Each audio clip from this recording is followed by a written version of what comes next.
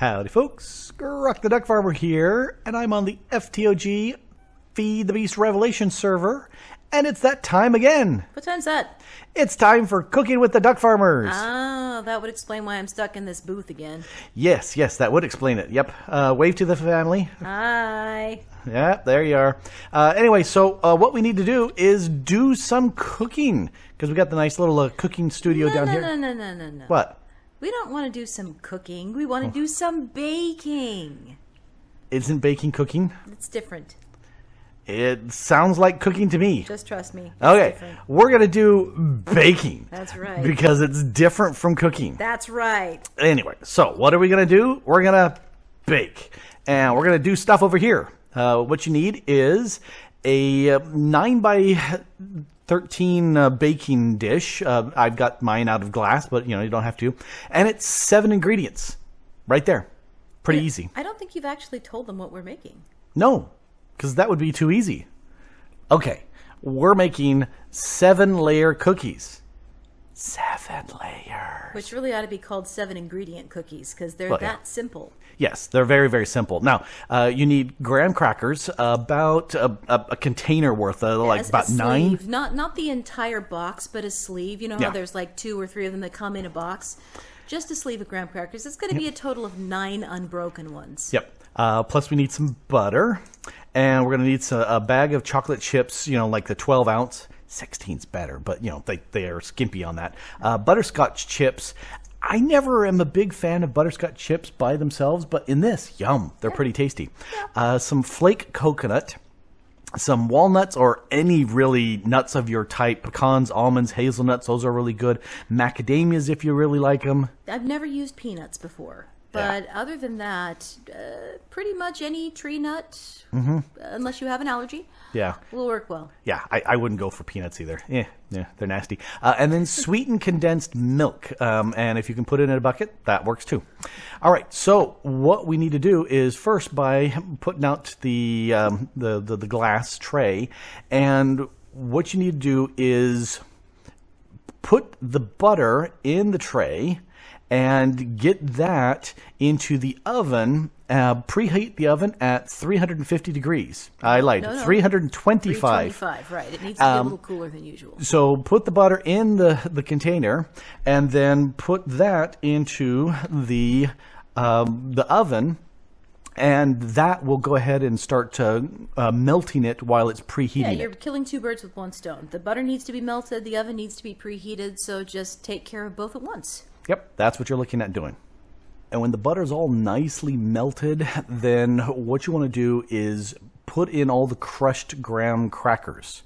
And yes, crushed, which means you get to have fun with a rolling pin. Oh, yeah. Puts the lotion on its stupid.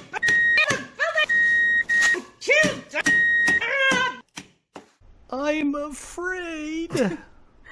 Well, anyway, after you've finished venting your frustrations and scaring the bejabbers out of the cat, you take the graham crackers that you have now mashed into a thorough goo, and you pour it into the 9 by 13 pan, mix it around very thoroughly with the melted butter, and then pat it down as evenly as you can into a graham cracker crust on the bottom.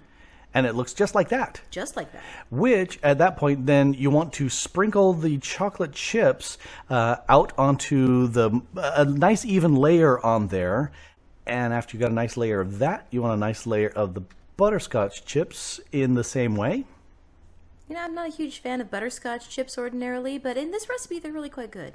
They blend nicely together, which is really, really nice. So once you got the layer of the chips down, then you want to go ahead and get the coconut and spread that over in the same way. A nice even layer all over the chips. Yeah, you can decide how much or how little coconut you like. You may not be a huge fan of coconut and just give it a teeny sprinkle, or you may just load it down. It's your decision. On top of the layer of coconut, you can put the chopped walnuts. Now, I really like walnuts. Macadamia nuts are really good in this, but chop them up. Now, you don't always chop them up, do you? Sometimes I'll just take them and snap them in pieces with my fingers, especially walnuts because they're easy to do.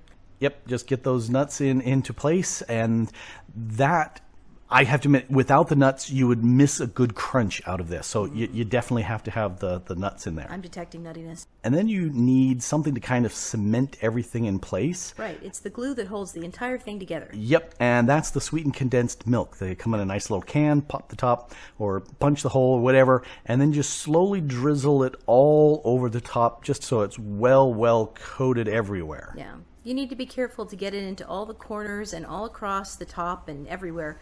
Because as I've said, it is the glue that holds the entire batch of this. It's a bar cookie. All of these together. Once it's all well coated and it looks pretty good, trim up whatever little bits of nuts are on the edges if you're a slob like me, then go ahead and slide that into your preheated oven at 325 degrees Fahrenheit and let it bake for 20 hours. Wrong. How long? If your oven is if it's actually getting to the right temperature, it should be between 25 and 30 minutes.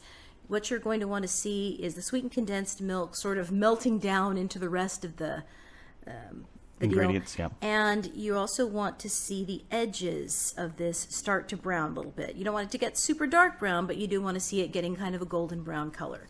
And when it comes out of the oven, it looks so delicious. The smells of all that caramelized goodness, the caramelized milk, the coconut, the nuts. I really don't smell chocolate very much from this, but I definitely smell the caramelized milk and the coconut nuts. Mm-hmm. And it's going to be molten when it comes out of the oven, so don't try messing around with it at this point. Yeah. Let it cool enough that it started to set up.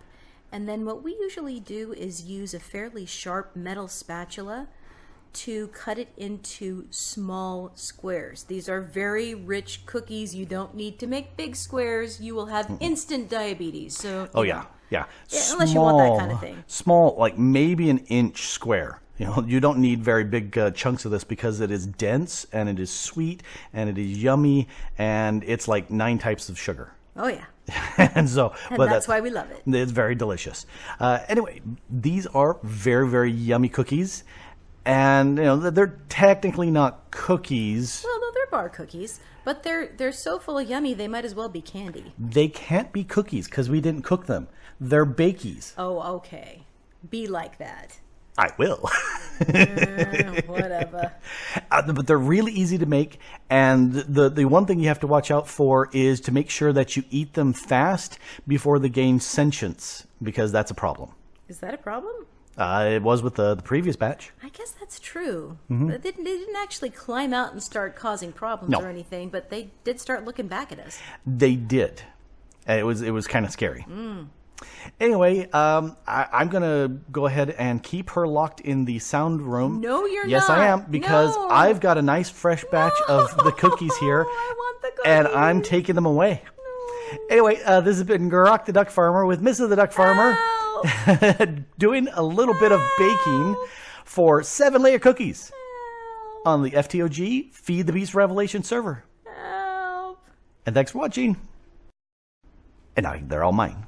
No, they're not. Yes, they are.